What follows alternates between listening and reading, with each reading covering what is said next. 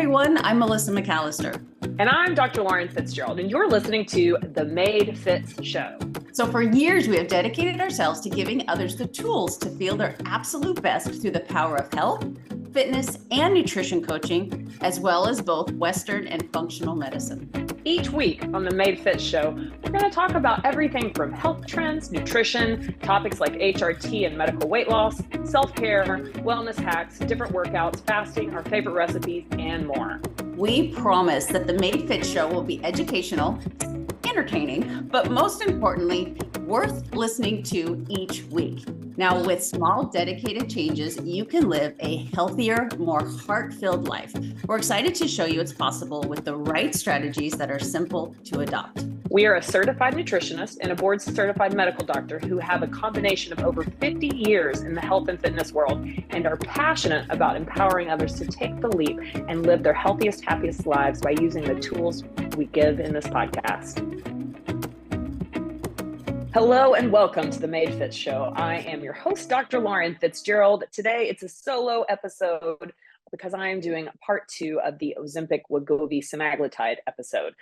So the very first episode was a great success. I had a lot of great feedback. Again, if you haven't listened to that part 1 episode, you definitely need to go back and listen to it. The whole point of that episode was to be able to share with loved ones that are on this incredible category of weight loss drugs that is truly changing the lives of people, but it's being done wrong for a lot of people. And so that episode is just chock full of great tidbits of information. And honestly, even if you or a loved one that's on a weight loss journey are not using drugs like semaglutide or tirzepatide, it's still great information. So I highly recommend you going back and listening to it. I think it's like 45 minutes. So today's part 2 is addressing all of the questions. So I literally have screenshotted all of the questions that I got on my Instagram, and I'm going to go through them. I definitely will tell you if I don't know the answer or I'm going to pass on the answer, but I'm going to literally go through these. So I'm going to try and make this a 45-minute episode or so.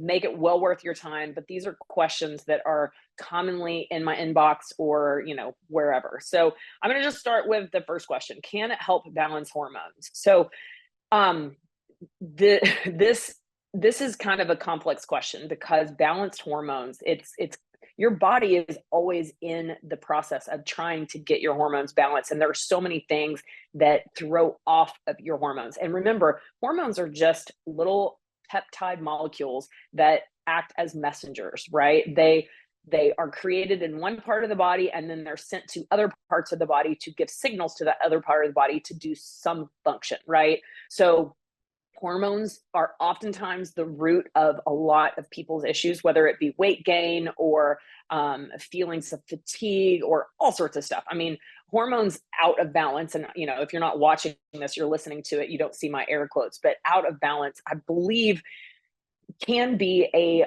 clickbait for a lot of people to, listen to a video or buy my product or whatever. But balancing hormones is not just something as simple, yes, it can balance your hormones. So indirectly, can taking a peptide pharmaceutical like semaglutide or tirzepatide get your hormones to a better place where ultimately you're less symptomatic? Absolutely, because it is a tool that helps basically fix a busted metabolism. And so many people, especially in the United States, have busted metabolisms, but it's not just because of one thing, but your busted metabolism is a result of a lot of hormones being out of whack. So insulin is a hormone that your pancreas makes, right?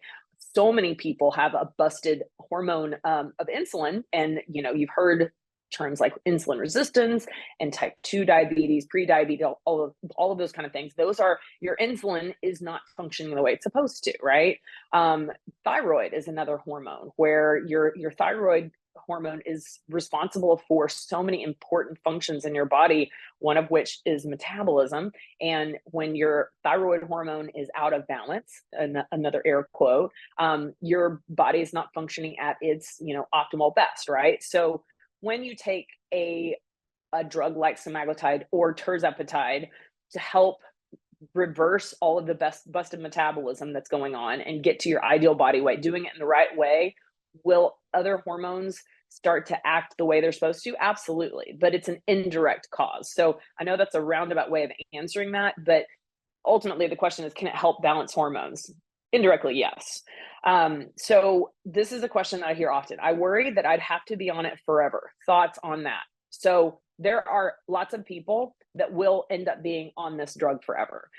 A lot of those people, unfortunately, are going to be people that have done it the wrong way. They took the drug, they had crazy weight loss. It was really fast. They felt great because they've never been able to lose weight. They get to a weight that they haven't seen in years, if not ever. And then they decide to get off of it because they don't want to be on this drug the rest of their life because it's expensive. And then the moment that they get off of it, they start to regain it back. It's because in the quick weight loss process, they've lost both fat and muscle. And the less muscle you have, the slower your metabolism is. So that's why, go back to part 1 and listen. 2 of my non-negotiables have everything to do with maintaining your muscle mass, if not gaining muscle, right? And of course, a lot of my patients are females. I have male patients, of course, but a lot of my patients are females. And when I have patients that are females in their 20s and 30s, I reiterate to them, utilize these decades to build muscle, because once you hit 40 and beyond, it is so much harder to build muscle. It's not impossible, but it's way harder. The effort is a lot greater to build muscle. So muscle is the organ of longevity. And if you don't maintain your muscle mass while you're on semaglutide or tirzepatide, you will ultimately need this drug forever to maintain that weight loss. Okay. Now, there are some people that do it the right way and will still need to be on some low dose of it for maintenance. But I believe, because I've seen it multiple times, and I don't know percent, I'm guessing probably 90 to 95% of my patients are able to wean off of it slow and steady. The way, and my method, the method to my madness was not based on any kind of protocol. It was literally just my intuition based on my years of being an anesthesiologist and understanding pharmacology and how the drugs affect the patient and the physiology, all that kind of stuff. Long story short, I have a very unique way of weaning my patients off of it. It's slow and steady. And I would say about 90 to 95% of them wean off of it and don't need to get back on it. But there are still some patients, whether it be the 5 or 10%, that even though they do all of the things right and they wean off of it slowly, following my method, they still start to gain a little bit of the weight back. And so for those patients, whether it's genetic factor plays a huge role. So genetics of diabetes, genetics of obesity, they're real. And while yes, we can all say that we know people that overcome those and don't let that be an excuse, I ask you to be careful with that thought process, and especially using those words, because if you are not in someone else's shoes, you don't know. And I know it's easy for us to judge and be like, well, so-and-so could do, why couldn't you? You just don't know, right? And so stop, take the log out of your eye and just stop being so judgmental and worry about you. The fact is that there will be some people that despite their best efforts doing all of the things right, will still need to be on some sort of a low dose of this peptide to maintain the weight loss. But I believe that it's on the lower percent, based on my experience. And I've treated, thousands of patients at this point in the last few years using semaglutide combined with all of the other tools that I give my patients. So that's my thought. That's my addressing, or my answer to, I worry about having to be on it forever. Those are my thoughts. Is compounded semaglutide approved by the FDA? So I love this question. So the FDA approves compounded pharmacies to make any drug that is in short supply. So this is why compounding pharmacies are able to make compounded semaglutide, compounded tirzepatide, because there is a national shortage. Okay. The quality of compounding pharmacy is of concern. Okay. Not all compounding pharmacies are created equal. So for those of you that are my patients, or you're considering becoming my patient, we use compounded semaglutide, but I did massive research on all of the different compounding pharmacies in the United States. I picked the number one. The safety profile in their history is huge. This compounding pharmacy has a very long history of safe compounded drugs way before they were compounding semaglutide. And I don't take that lightly. I pay them more. I will say that, because I am so focused on the quality of the pharmaceuticals that come out of that compounding pharmacy. But you guys, compounding pharmacies have been around for a very, very long time, and this is not something new. I will tell you that if you or someone you love is using a compounded semaglutide or tirzepatide, which that's what I used in my own body, and that's what I use with my patients, it doesn't mean that they are taking from people that need this. Okay. If you haven't read the ebook that Melissa and I did, the complete guide to semaglutide, I actually address this common misconception that people that, like myself, who, I had 20 to 30 pounds that I needed to lose, and I used semaglutide to help, as one of the many tools to help me on that weight loss journey. The one narrative that is being used is that I am one of the people that is stealing from people that can't get it themselves, and that's a false narrative. Just so you know, the type 2 diabetics that use this that can't get it.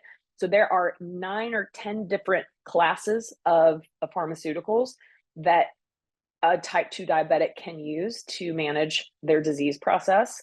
And so if one of their pharmaceuticals prescribed to them by their physician for their type 2 diabetes happens to be Ozempic or Mounjaro, which are both FDA approved for type 2 diabetes, if they can't get it, then there are 8 or 9 other categories of type 2 diabetic drugs that they can use to treat their disease process.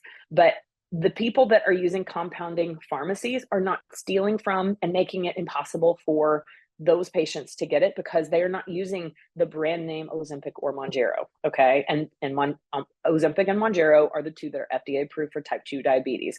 So that all to be said, yes, compounded semaglutide is safe.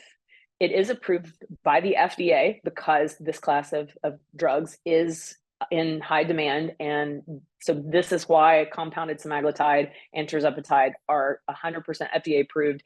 And I will say that most of the medical societies, like the American Obesity Society and a few of the other ones, don't approve of this.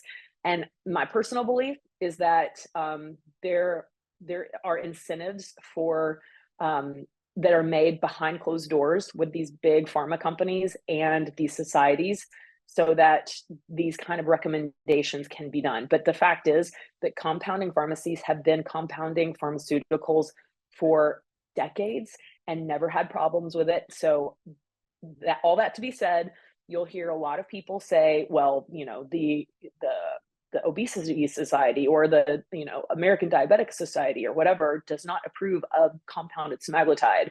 I'm just going to say that my own experience using semaglutide was successful, and I've literally had 99% success rate using semaglutide in my thousands of patients that I've been prescribing it for in my weight loss program. I've had literally like 2 that it didn't work on. So you take that however you want to. Next question is, are you taking patients from California? No, unfortunately, some of the states have certain laws regarding out-of-state compounding pharmacies being able to mail compounded drugs into their state. And California is one that I probably will never be able to take patients with, because the compounding pharmacy that I use, the largest, most trusted one in the United States, cannot mail into California. So, and it's not just that compounding pharmacy, it's all out-of-state compounding pharmacies. So next question, is there a minimum age, and what are your opinions on teenagers using this class of drugs? So for me, so there is not a definitive minimum age, and this is where a lot of people are going to get a little bit kind of judgy. And I ask you to hold back your natural tendencies to be judgy. I will tell you, I have a handful of teenagers. My youngest teenagers are 16, and those patients have very hands-on parents involved, and we are doing all of the things. And I do not typically 18 is my youngest age that I will take on. But I will make a few exceptions, but I have to have both parents hands-on, and the teenager has to be willing to make nutrition changes, make exercise changes, make lifestyle changes. I'm not just going to prescribe this drug and then let them and hope them, that it works.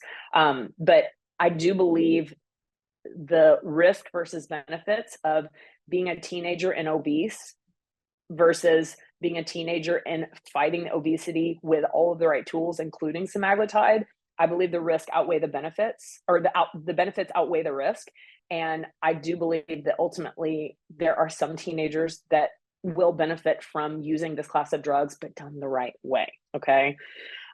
So there's not, for me, the minimum age that I would take on is 16, but I know that there's some obesity medicine specialists that will go as young as like 12. So next question, any insight when you've reached your goal and intend to wean off or stop using the drug? So yeah, so I'll tell you that initially when I am talking to my patients, I ask them what their goal weight is. And it's funny because so many patients set their goals they set their goals up so that I basically know that in their heart, they don't believe that this is going to work for them. And I will speak from my own experience.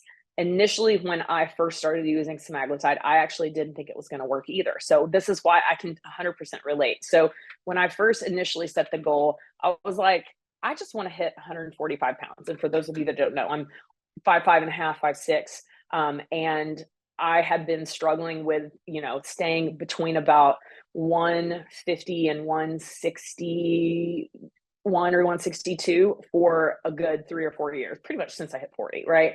And I wanted to get down to 145. Now, really, once I got to 145, I was like, oh, okay, because I didn't think I was going to get there.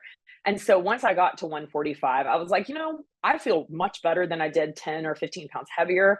But I also remember how I felt when I graduated from residency at 29, and I was somewhere about 130, 145. So I moved the goalpost, but I moved the goalpost to still a healthy goal, right? I'm 5'5", and so weighing 135 pounds actually is healthy for me. If I would have set it for 105 pounds, obviously that's not healthy, and that's a whole different situation. But I allow my patients to quote unquote move the goalpost once they hit their initial goal, right? So once we hit the initial goal, we talk about, are you happy? Do you want to keep going, or do you want to move the goalpost? If they say, I'm ready, I've met my goal, I don't want to lose any more weight, then we start talking about the W word, the wean, okay? And like I said, the weaning process is something that I literally came up with on my own. I was not following any protocol, and I just kind of did intuitively what makes sense to me. And everyone's different, but the slower that you wean, the better, in my experience.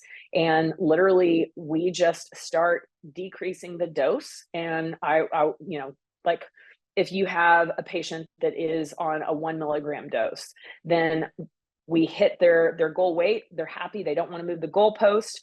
So they're like, yes, I want to start weaning. So we will just slowly step down, and we'll go to 0.75 milligrams. And we'll be there anywhere from 3 to 6 weeks before we step down to the next lower dose of maybe 5 milligrams. And this is the nice thing about compounded semaglutide, because we can microdose each increment of decrease. So we can go as slow as we want. So maybe we only want to go from 1 milligram to 0.9 milligrams for 3 or 4 weeks, and then 0.8 milligrams, literally as slow and steady as the patient wants to go. And this is where I'm working with the patient every single month, and we're just talking out loud and figuring out what's best for them, So before you know it, you're on the lowest dose possible. So once you're at the lowest dose possible, then the injection day, instead of going every 7th day, I start to increase the days in between injections. And so before the patient knows it, they haven't taken an injection in like a month, and they're like, all right, my weight loss has maintained. I've continued to do all of the non-negotiables that are now my new habits, my new norm. That's the one thing that I have to say, is that you have to understand that the non-negotiables that I talked about in episode 1 are now your new normal. They're not something that you just do on the semaglutide diet. And my patients that have kind of started to make exceptions to the rules and maybe not hitting their step count as much as they were when they were on semaglutide, or maybe kind of being halfway on the protein goals, and all of those patients that start to kind of get laxed on their non-negotiables will start to gain weight back. I'll just be completely transparent. Like, those non-negotiables are super important. And whether I tell a patient, whether you're on it for 3 months, 6 months, or a year, however long you're on it, you have to understand that the time that you're on semaglutide, you are establishing these new habits and unlearning the bad habits that got you to carry the extra weight to begin with. Okay. So that's the answer to that. What's the difference between Ozempic and tirzepatide? This is a great question. So the way I like to describe this, and I did not come up with this analogy, it was, I don't even remember who it was that I heard, but basically comparing first generation of incretins, which is Saxenda, to second generation, which is Ozempic, to third generation, which is Mounjaro. And so the different generations are kind of like the iPhone, right? You have, Saxenda, the first generation, maybe like an iPhone 13, and then you upgrade to iPhone 14, which is the Ozempic, the semaglutide, and then the newest and improved is the third generation, the latest iPhone 15, which is tirzepatide, Mounjaro, and essentially the main difference between semaglutide and tirzepatide is one has one mechanism of action. It mimics a peptide that our body naturally makes, the GLP-1 agonist, and it works in that same way. So GLP-2, or the tirzepatide, has both GLP-1 agonist activity, so the same mechanism of action that semaglutide does, and it has GIP-1 agonist activity too. So it has two ways that it works versus one. So I will tell you that semaglutide works in a large majority of my patients. It is cheaper, and there's no. And so I'll tell a patient that is interested in using compounded tirzepatide, I'm okay with that, but it's definitely more expensive. And if semaglutide works in 99% of my patients, then why would I go to something more expensive, right? So, but I always give the patients the option. If they want to do the more expensive tirzepatide with two mechanisms of actions, cool. But I typically reserve tirzepatide for the very small people, this very small percentage of my patients that are not responding the way I typically expect for them to respond to semaglutide. So hopefully that answers your question. The next question is, can you stay on the 0.25 milligram dose and not go up if you are losing weight and feel good? Absolutely. So this is a great question. And I actually did a Instagram story about one of my patients who she's lost over 60 pounds. She's a nurse. She's an ER nurse, and she understands, like, she told me she's got access to doctors that are doing, semaglutide all over, but she specifically came to me and is paying more to do it under my care because she knew that I was going to help her do it the right way.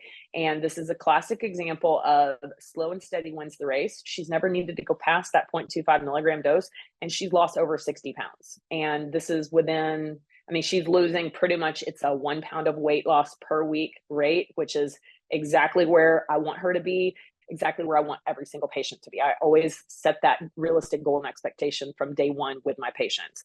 1 pound of weight loss per week is the healthy rate that you should be aiming for. So yes, and here's the thing, I'm going to knock on all sorts of wood. I have had 0 patients with all of the terrible complications that you hear about on the news and on media, like the stomach paralysis, the pancreatitis, the intractable nausea, vomiting. And it's because I believe I use the lowest dose possible to keep them losing that 1 pound of weight loss per week. And I don't go up to the next dose if they're not doing all of the non-negotiables. So if they've hit a plateau in their weight loss, but they're kind of halfway doing their step count and halfway doing their protein and their lifting and all of the things, then I'm not going to go up. I'm going to say you need to focus on those before we go up to the next dose. But if a patient has truly hit a plateau and they're doing all of the things, that's when I'll go up to the next dose. But to answer the question, yes, you can stay on that low dose of 0.25 milligrams, and that can take you to your goal. What about Ozempic face? How to avoid that? This is a great question. Great segue from the last question. Ozempic face is a result of fast weight loss. And if you are a white female, and I've got patients of all races listen to me and follow me online, but if you are a white female, unfortunately, we are in the category of the ones that are highest likelihood to get the Ozempic face, because we do not age quite as well as our brown and black sisters. And so I always tell patients, look, especially if they're a white female, look, I understand the sound of losing weight fast sounds amazing, but those are the people that get Ozempic face when they lose weight very fast. So we've all heard of those patients, and a lot of people know people that went on, something like Ozempic, and all of a sudden they're like super skinny and they almost look like they are sick, and they lose weight really fast. Those are the people that are doing it wrong. So slow and steady wins the race. The weight loss goal, I always tell patients 1 to 2 pounds of weight per week. But if you're losing 2 pounds of weight per week, that's 8 pounds in 4 weeks. That's almost too fast for me. I really like it to be closer to 4 pounds every month. Okay. But that is Ozempic face. It's basically you're losing weight way too fast. And it happens. Look, you don't have to take a drug like Ozempic, Wegovy, Semaglutide to get Ozempic face. Anytime a person has a crash diet where they lose weight fast, whether it's using the drug or not, you're going to get that look. So that's how you best avoid it. Do you taper off Semaglutide at the same rate you started on? So I kind of answered that, but it's yes or no. Everyone is different. And this is where the hands-on approach that I take with my patients, I do think is a game changer. As long as I'm prescribing Semaglutide to you, I want to see you every 4 weeks. And so that's also including the tapering process. So everyone is different. And so that's why it's not a yes or no question. Are there differences between all of the drugs you named? So just to review, so generic versus brand names, all of the same compound. So Ozempic and Wegovy are the brand names of Semaglutide. Semaglutide is the generic name. So think Advil brand name, ibuprofen generic name, right? Or Tylenol brand name, acetaminophen generic name, right? So Ozempic, Wegovy, same brand name as Semaglutide generic name. Then we go to the iPhone 15, the newest edition. We have Mounjaro and Zepbound. Those are the brand names of the generic name tirzepatide. All of those three represent the same compound. So hopefully you have that clear now. Is it just for overweight people? What do you do? What do you assess to decide if it's right for you or the patient? So I believe that this class of drugs is actually going to be used for more than just people that have weight to lose. If you want to have your health insurance pay for it, and your health insurance covers weight loss drugs, and mind you, a lot of these health insurance companies are changing their rules and policies because they don't want to cover these drugs because they're expensive. The brand name ones are very expensive. So if your insurance policy covers weight loss drugs, Zepbound and Wegovy are the two that are FDA approved for weight loss, but there are rules around it. You have to have a BMI of 30 or above. And I think that BMI is a dumb way to assess if you are overweight or not. But right now, that's what they're using. Or BMI of 27 and above with one of the coexisting risk factors. So like high blood pressure or cardiovascular disease or diabetes. So basically, if you don't fit into one of those categories, your health insurance is not going to cover it. But the whole question is this just for overweight people? So I believe that if we tackle weight at an earlier stage, it's a lot easier to take care of and reverse instead of waiting until a patient actually gets the label obese or morbidly obese. So that means we tackle it when a patient is overweight. So I am a proponent of using this as a tool with all of the other tools that I use that I talk about in episode 1. I'm a proponent of using it sooner than later so that we don't let an overweight person get to the category of obese, or then of course crossing over to morbid obesity, because the more weight you gain, the harder it is to lose, and the more your body gets used to being at that higher set point. So what do I do to assess if the patient is right for this? This is where that initial evaluation that I have with all of my new weight loss patients comes into play. But I'll tell you, there are very few people that I think won't do well with this. So, but that's where practicing medicine comes into play. And the more patients that I've seen, the more comfortable I am with knowing who is right for it and who is not. But I'm a proponent of using it as a tool before the patient gets to a place that they're considered obese or morbidly obese. So I want to attack them at the overweight stage versus, waiting until their BMI is so high. Is it true that the slow digestion will ruin our microbiome? No, and anyone that states that, I would love for them to, show us really good data and research that backs that up. Your microbiome is changing every day. There's so many things that can mess up our gut microbiome. Slower digestion is not one of them. But this is one of the ways that this works. It does slow down that transient time of food in your digestive tract. Remember the transient time from your mouth to your butthole? Because I like to say the word butthole. Sorry, I couldn't help myself. Why is there negative commentary against compound pharmacy for GLP-1s? I think I kind of already answered that. So hopefully that covered it. But I do believe that the power of the big pharmaceutical companies is very real. You can't underestimate what goes on behind closed doors. And when they see opportunities for them, for money that could be going to them, going to somewhere else, they do things. And that's all I'm going to say. How to taper off or down. I've already kind of talked about that. Okay, next question. And I need to wrap this up in the next about 10 minutes because I got to start seeing patients. Is there a difference between semaglutide or tirzepatide? I've answered that. How do you recommend increasing the dose? I kind of already addressed that again, this is where my hands-on approach is much different than most places that are prescribing semaglutide. And I do believe that this is the reason I've had 0 patients with any of the bad complications that you hear about on the news. Okay. Does semaglutide interfere with birth control pills? No, it does not. The dosing, again, the dosing is very individualized. And that's one of the main reasons I love using compounded semaglutide, because I can microdose it. I'm not forced to use one of these set doses that the brand names of, Wegovy or Zepbound make you have, right? Are there any studies on long-term use, good or bad info and outcomes? So this is one of the other misconceptions. So this class of drugs has been around for a long time. This is not, even though it may sound new to you because this is, you've been hearing about this on social media and the news, a lot in your face for the last couple of years, does not mean that it is a new class of drugs. So this class of drugs is actually pretty well studied, and long-term safety effects or side effects are very minimal and very safe. Here's the thing.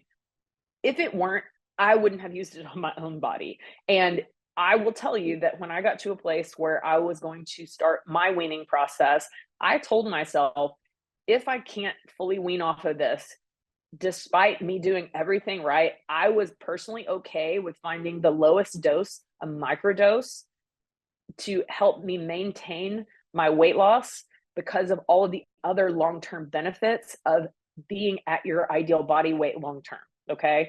So that being said, I'm not on semaglutide long-term because I was able to successfully wean off of it, but I was personally okay if I couldn't wean off of it and maintain my weight loss. I had told myself I'm okay with finding the lowest dose possible, the microdose, and keeping on that to maintain my weight loss for the long-term benefits. So how much protein do you recommend while being on Ozempic? So this is a great question.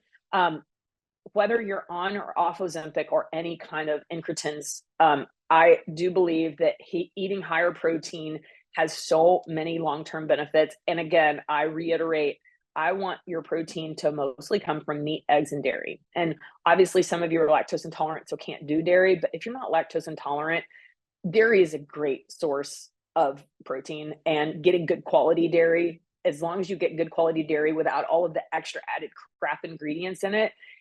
Humans have been eating dairy for a long time. Now, if you are someone with brown or black skin, oftentimes you genetically have a tendency to be lactose intolerant. But the fact is, make sure that you know if you're lactose intolerant before you just take out dairy products, because dairy products are a great source of protein. There's so many health benefits. So I would rather you get most of your protein from meat, eggs, and dairy, and good quality, obviously, meat, dairy, and eggs, right? That being said, the goal that you should always have, whether you're on a weight loss journey, on or off semaglutide, or you're just maintaining your weight loss, should be 1 gram of protein per ideal body weight. So if your ideal body weight is 120 pounds, then you should be eating 120 grams of protein every day. I don't care what decade of life you're at. Especially, actually, as you get older, you need more protein, just so you know. If you're ill or if you're post-surgery, you need more protein for healing purposes. So always understanding that eating higher protein is always going to be recommended. I'm always going to follow that no matter what. So 1 gram of protein per ideal body weight. Okay. And again, if you're wondering what is your ideal body weight, you basically take your gender and your height, and then there's a range, right? There's a range of healthy ideal body weight. And depending on what shape your body is, whether you're an ectomorph, kind of naturally super skinny, if you're an endomorph, you're, think a Latina, like naturally curvy, or you're a mesomorph, someone that more athletic built, like I'm a mesomorph, I'm kind of in the middle, will depend on where you are in that range, right? And so if your ideal body range is between about 120 to 140, so I'm just using that for someone that's about my height. I'm not supposed to be 120 because I'm not an ectomorph, but I'm not supposed to be 140 because I'm not endomorph. So I try and be right in the middle, about the 130, 135-ish, okay? And so that's minimum grams of protein that I eat every day, but I try and get closer to 150 to 160 grams of protein every day. What is the dosage that you see patients on for weight loss, and how long does it take effect? Everyone's different. And this is why the hands-on approach, in my opinion, is super important. And if you can't be my patient or decide not to be my patient for whatever reason, but you still want to use these drugs, just make sure that you choose a place that has a hands-on approach, because it's when the hands-off approach happens, that's when the bad stuff happens, in my opinion.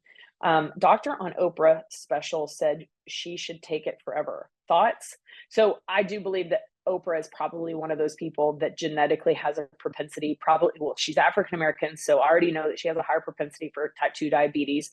And I don't know what her genes are as far as obesity goes, but Oprah is probably someone that will probably benefit from being on this long term. But again, that's between her and her doctor. I don't know if she's done it right or not, but I do know that you won't know until you try, right? Meaning that if you're going to use this drug, do it the right way, maintain your muscle mass, don't lose your muscle mass, just make sure that most of your weight loss comes from fat, and do it the right way. Let's see. What is how to maintain once off of meds? Great question. So how to maintain once you're off meds. So this goes back to what I was saying earlier. If you don't keep doing all of the non-negotiables that are now your daily habits, yeah, you're going to slowly gain the weight back. So for example, how many times have you heard and believed that your metabolism just slows down as you get older? Well, there's plenty of really high quality studies that disprove that. What happens is, as we get older, we don't move as much. And guess what? When you don't move as much, then your body starts to maintain, or your body starts to gain weight, and it's, you think it's your metabolism, but it's really just you become less active. And that's why that NEAT, the non-exercise activity thermogenesis, is so important. And as long as you are counting steps, you're staying on top of that piece of data that makes sure that you're getting active, right? So again, maintenance of your weight loss has everything to do with all of the other tools that you use on the weight loss journey when done the right way. Currently taking semaglutide, and I've heard about hair loss with it. Any knowledge on this? Absolutely. So this actually, I believe, comes from the malnutrition that most people are getting when they're on semaglutide, because most people are not being told they have to eat protein, they have to eat high protein. And what happens is you basically have medically induced anorexia, and yeah, hair loss is going to happen, along with some other things that happen when you are not giving your body adequate nutrition. So I believe that most of the hair loss comes from just the insufficient protein consumption and insufficient nutrient consumption that happens with most people that are not properly taking this drug. Could this be an MH drug for bingers over eaters? It is life-changing. Mental health drug. I 100% believe that this will be used off-label for mental health. And I said this actually when I was on semaglutide, because now, granted, mind you, I have alcoholism in my family. So I'm very aware of how it affects people. For those of you that don't know my back history, my ex-husband was an alcoholic, and so I've lived with it, and then I have family members that have struggled with it, and I've got one particular family member that's sober times 4 years, and I'm super grateful for that sobriety.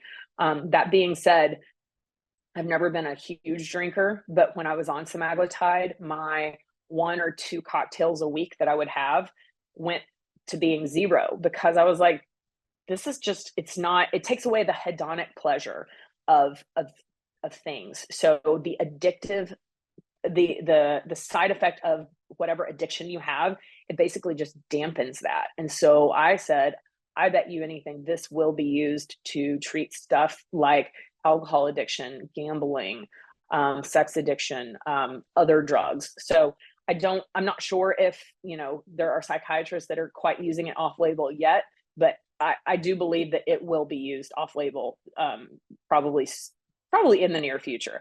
Okay, there were some other questions.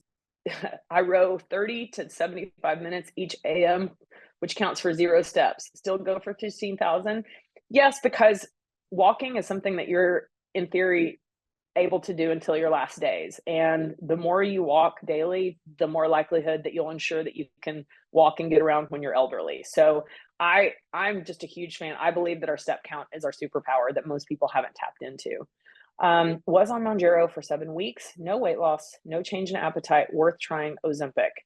Man, that's kind of hard, because there's so many different factors that I'm curious as to, because again, I will say this over and over again, these class of peptides are powerful drugs. They're not magic drugs. And so if you're not doing all of the other things and you don't have weight loss, it doesn't surprise me. Okay. Do you have to raise your dosage when you took it? So for my personal, I never needed to get past the 0.5 milligram dose to hit my goal. Can this class of drugs be taken with 1 kidney? Yes, it can. When do you recommend people to go up in dose? Again, everyone's different, so it will depend on, multiple factors. I've got literally 10 minutes, so I got to wrap this up. Did your hunger sensation come back after getting off of Ozempic? So great question. So hunger and satiety are sensations that our body is supposed to have. So I always tell patients, look, you feeling hungry is not a bad thing. In fact, we need to get in tune with hearing those hunger signals and satiety signals. Food noise is the thing that shouldn't be there. And food noise is really a result of just our highly processed fake food that we naturally or not naturally, most Americans consume. Okay. So the food noise stayed away, but I will tell you that when I got off of semaglutide, as soon as I started to make exceptions and letting sugar creep back just a little bit, there was a little bit of food noise. Okay. So I will say I definitely feel when my body feels hungry versus when it feels satiated. And I don't want those sensations to go away. But the food noise, I think that is more the question that you're asking. The food noise hasn't come back fully the way it was before, but it did creep back a little bit after letting in a little bit of sugar. Just wanted to say, really informative. My doctor put me on weight loss, but really no direction. Yep, that's why I'm doing these podcast episodes. How long should I push my doctor to keep me on the lowest dose possible? Everyone's different. Thoughts on using to help weight gain during menopause. So there was actually a study that looked at perimenopausal women that were on semaglutide alone versus semaglutide and HRT, and the ones that did semaglutide and HRT together had a 30% better outcome in their weight loss journey. So I believe that it 100% helps. And I mean, I've got so many perimenopausal patients on semaglutide, and I know it helps them. Is the only way to calculate protein intake by 1 gram of protein per 1 pound of body weight. It's 1 pound of ideal body weight. So just make it stupid simple. Okay. If you're doing all the non-negotiables on it for 7 months, only down 10 pounds, why? Man, that would be something that working with a provider like me would be, helpful, because, there's a lot of different factors that could be. So I can't really answer that question. And then how much does it cost to work with you? So if you are interested in working with me, what I need you to do is send us an email. So you have to be in the United States. Sorry, Canadians. I know I'm just not quite at the place where I'm taking on clients that are Canadians. But you can't be in California. And there's a couple of states that are on the naughty list right now, but hopefully we'll get off of it right now. It's Wisconsin and Iowa. But those 2 states are going to change once they fix their expired license. But California, I believe, will always be on the naughty list, and I won't be able to take California patients for the weight loss program. But if you are interested in becoming my patient and want to get more information, just email my staff at info@Larimar Med. So that's info@LARIMARMED.com. And we have a little email that talks about your options, the cost, and all of that kind of stuff. And just know that I am about to start seeing patients for HRT. My initial wait list is over 100 people, and they are existing patients of mine. I will be opening up HRT to non-existing patients once I get all of my existing patients taken care of. But I am a huge fan of HRT. We'll do plenty of podcast episodes about, HRT, hormone replacement therapy. But right now, I'm not taking new patients for that, but I'm super excited about that. So hopefully this episode has been helpful. It's a little bit longer than I anticipated it to be, but just know that I truly believe this is a life-changing tool, especially if used right. But knowledge is power. And the fact is, if you want to make change in your life, you have to take this knowledge and take action. And so one of these days, I'm going to come up with a good saying that's a one-liner that basically sums that up. Because I want you, the listener, to take this information and take action so that you can be your healthiest, optimized self. So have a great day. Thank you for listening. Make sure that you share this episode, comment, all of the things to help the algorithm. And we'll see you next episode. Bye. Wow, we've reached the end. But before we leave you, we'd love to hear from you. After all, it's not every day that someone reaches out and asks for your opinion. And to us, your opinion does matter. Now, the content in this episode is not intended to be a substitute for professional medical advice, diagnosis, or treatment. Always seek the advice of your physician or other qualified health provider with any questions you may have regarding a medical condition.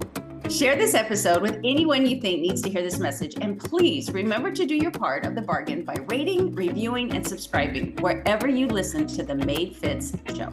We are Melissa and Dr. Fitz, and until next time, thank you for your time, support, and action you take in your own health journey. You get one life. Let's live it abundantly together.